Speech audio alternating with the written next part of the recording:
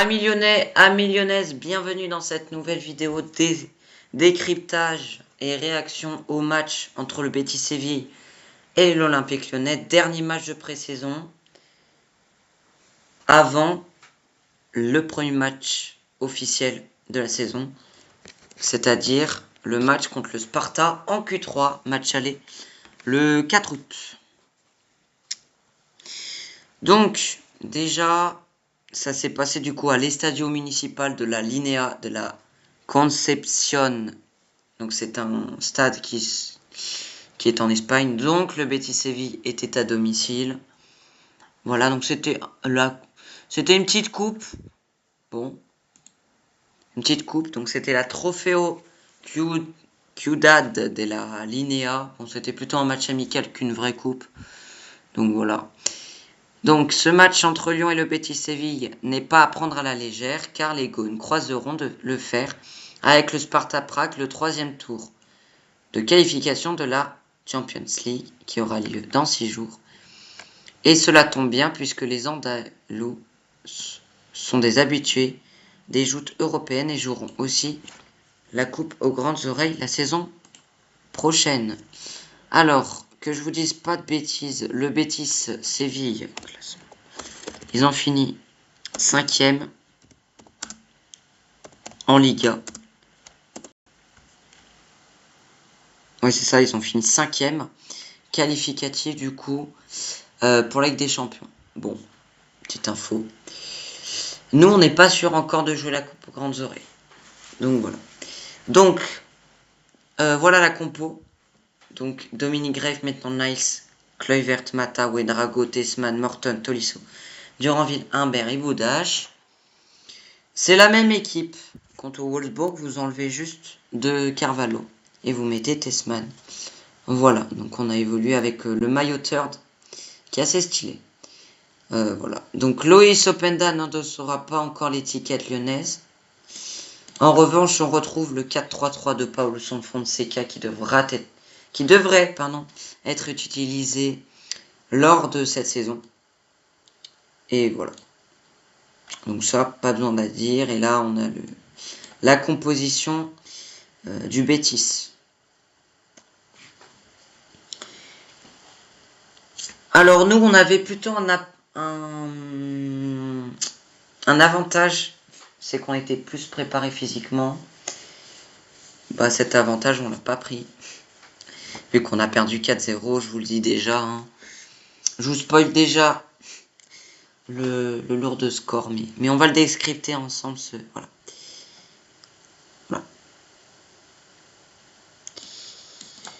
Donc, de la première minute à la 15e minute, on va voir une phase de possession lyonnaise. Donc ça, c'était plutôt un point fort. C'est-à-dire que là, on était plutôt l'équipe outsider, faut le dire quand même. Parce que le Betis, voilà, c'est une équipe bien plus supérieure que nous. Bah nous, on était en phase. Vraiment, on était vraiment sur le porteur du ballon. On avait la balle. On jouait plutôt bien. On a eu même la première occasion du match. Donc vous voyez, tentative de percer entre Morton et maintenant Nice sur le côté droit. Mais la remise du milieu est mal dosée et finit en touche. Morton, il a dit en interview qu'il serait beaucoup plus haut. Et bah en fait, promesse tenue. En fait, ils sont inversés, j'ai l'impression, avec Morton et Tolisso. Tolisso est plutôt en milieu récupérateur et qui va lancer en profondeur les joueurs.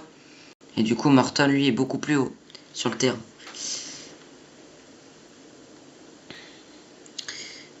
Voilà. Franck Garcia, sur le côté droit, est entouré de 3 Lyonnais. Il tire sur le tibia de Tolisso pour obtenir la touche. Il y a eu beaucoup de fautes du Betis qui a essayé de nous faire faiblir physiquement. Voilà. Duel Ouedraogo et Garcia. Le milieu finit au sol. Okay. Ouedraogo, si je peux dire, ce match-là, il a encore été confirmé qu'en fait, ça va être lui le titulaire, je pense. Il a le profil pour être un défenseur polyvalent, je vous l'ai dit, Déjà face à Wolfsburg, il est titulaire sur tous les matchs de pré-saison. Bah, il le mérite. C'est un superbe joueur qui pour l'instant fait un très très bon début avec Lyon. Mais on va concéder la première frappe, malheureusement. Dominic Grave, comme à son habitude, bah, en fait, il est très bon. Et ça, c'est très positif parce qu'on va avoir besoin d'un grand gardien avec une défense aussi peu rassurante. Perte de balle de Julien Duranville au milieu de terrain. Fornals progresse jusqu'aux 25 mètres de Grave et frappe. C'est contré par le dos de Clinton Mata. On revient avec un petit peu ce qu'on a critiqué chez Duranville. C'est le fait qu'il ne lâche pas sa balle et que c'est un joueur qui manque de percussion. Voilà. Il avait pourtant donné raison du fait qu'il était bon lors du match face à Wolfsburg. Et en fait, là, invisible hein, sur ce match-là. Bon, c'est frustrant parce que j'ai envie qu'en fait ce joueur il montre qu'il peut être titulaire, mais là on donne pas la sonnette d'alarme. Mais quand même va falloir commencer un petit peu à passer la seconde hein, pour Julien Duranville. Voilà, Morton renverse sur le côté gauche, donc voilà, il y a une bonne connexion entre Morton et Ouedraogo et Tolisso, ça c'est super. Rémi Imbert touche le ballon de la tête, mais c'est un petit peu trop croisé. Alors il y a beaucoup de gens qui disent que Rémi Imbert peut être un titulaire. Bah ça fait 3 matchs qu'il n'a pas marqué. C'est une raison pour dire que ce jeune, il faut pas trop le brusquer. Je pense que si déjà Paulo Fonseca le fait un petit peu jouer en Ligue 1, un petit peu jouer en Ligue des Champions ou en Ligue Europa, ça peut le rendre très heureux et ça peut le faire progresser. Un jeune qui est tout de suite lancé dans le grand bain, c'est très mauvais. Voilà. Puis il n'a surtout pas encore le niveau pour jouer dans beaucoup de matchs. Hein. Quand même. Donc c'est bien qu'on ait recruté Loïs Openda. Voilà. Donc voilà, on a des gros problèmes hein, sur les corners. Et vous allez voir qu'en fait, c'est ce qui va être mis hein, au but. Voilà. Kluivert intervient de la tête devant l'attaquant du soir qui pouvait partir seul au but. Kluivert, j'ai trouvé assez intéressant. Voilà. Je pense qu'il sera titulaire parce que Mata, il est bien sympa, mais je pense que comme il vieillit, c'est un peu plus compliqué pour lui de tenir la cadence, sachant qu'il doit passer par le côté droit parce que Maitland-Niles ne fait pas son boulot et que c'est Mata qui est obligé de faire son job.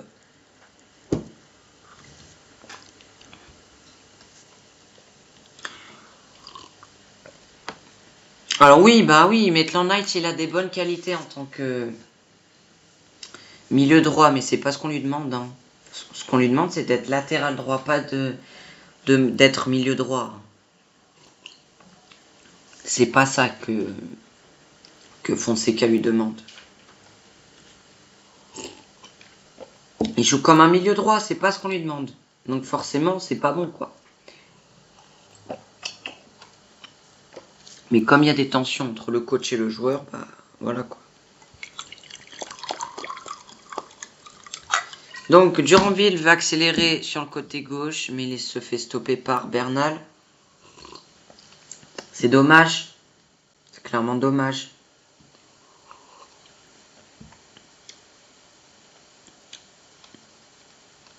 Je vais pas vous mettre le premier but. Donc, ouverture du score du Betis Séville sur le corner qui suit l'action. Forlan dépose sur corner joué à 2 sur la tête de Bartra qui prend le meilleur sur Mata. Mata, il est assez grand. Je pense que quand même, Il a un profil assez bon, Mata, pour quand même le récupérer, quoi. Mais non. Hein. Les deux, de toute façon, les deux étaient tout seuls. C'était encore sur le côté droit. Hein. Voilà, je dis ça, je dis rien. Ils ont joué que sur le côté droit, pas, jamais sur le côté gauche, pratiquement.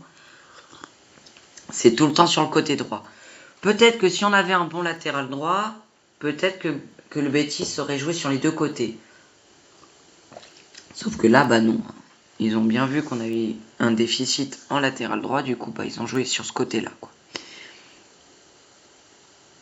Et voilà, donc à partir de la 29e minute, l'OL n'existera plus.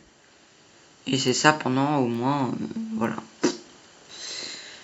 On fait des mauvais tacles, on fait des mauvaises relances, et du coup, ça nous conditionne sur tout le match. Donc, mi-temps, la mi-temps va être sifflée.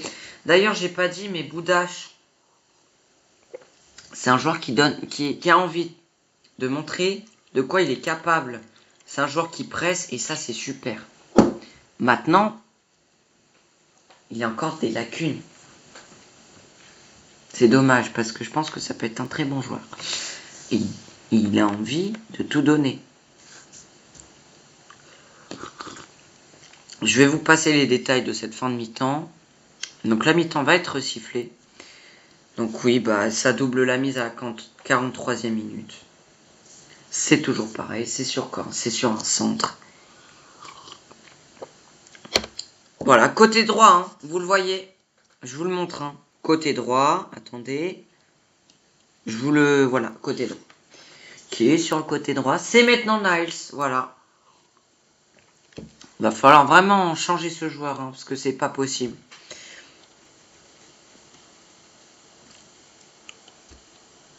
Voilà.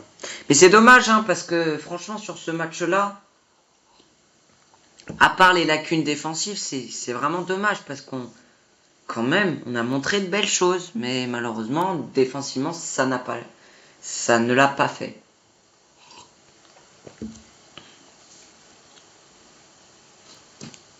Oui, mais non, mais... Alors, oui, maintenant, Nice est un très bon relanceur. Mais là, encore une fois, il joue en tant que milieu droit. Et c'est pas ce qu'on lui demande. C'est d'être un latéral. Parce qu'en fait, lorsqu'on l'a acheté, on l'a acheté parce que, à ce moment-là, on avait des pistons qui pouvaient aller vraiment offensivement. Là, c'est plus le cas. Donc, faut qu'il arrête un petit peu. Hein. Puis, si il monte un petit peu, il n'y a pas de problème. Mais ensuite, dans ce cas-là, tu refais les efforts défensifs. Il monte, il ne fait pas les efforts défensifs. Il laisse le côté droit tout seul. Donc c'est forcément Mata qui est obligé de faire son job. Et du coup, ça déséquilibre la défense. Voilà. Mais on le voit à Boudache. Hein. Il fait le pressing. Donc ça, c'est pas mal.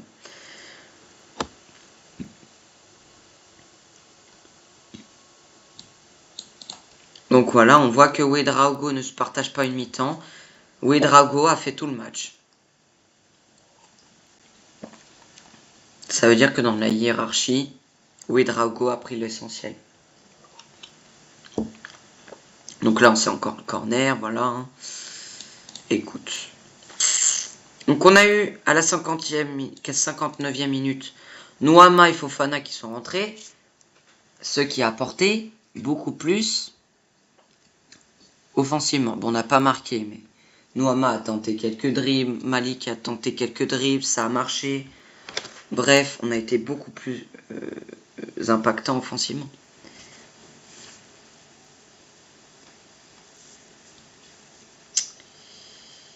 Voilà. Ah oui, non, mais il n'y a pas de problème. Hein. Maitland Nice, à chaque fois, il s'est bien lancé, mais... Voilà, quoi. Voilà. Bon, après, quatrième, hein, perte de balle de Fofana sur le côté gauche. Petit accélère, il renverse le jeu. Vert est calmé.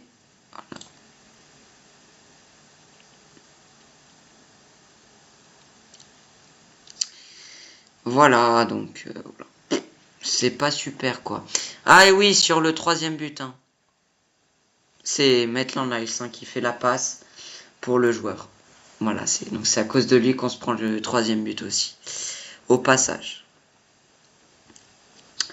Donc, point positif, c'est que quand même, au milieu de terrain, ça marche. Point négatif, c'est que défensivement, c'est pas bon. Offensivement, on est encore trop faible. Voilà. Mais sinon, en possession, c'est bon. Pressing, c'est bon. Mais sinon, défensivement, c'est compliqué. Je vais faire, pour terminer cette réaction au match, les tops et les flops de ce match. En top, je mettrai Ouedraogo. Je vais en donner 3. Morton. Et Kluivert.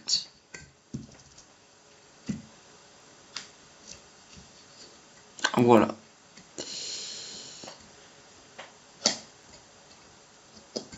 Non, pas Kluivert. Allez, en 3e, je vais mettre Boudage parce qu'il a quand même apporté quelque chose en pressing. Et en flop, Maitland Niles, Mata.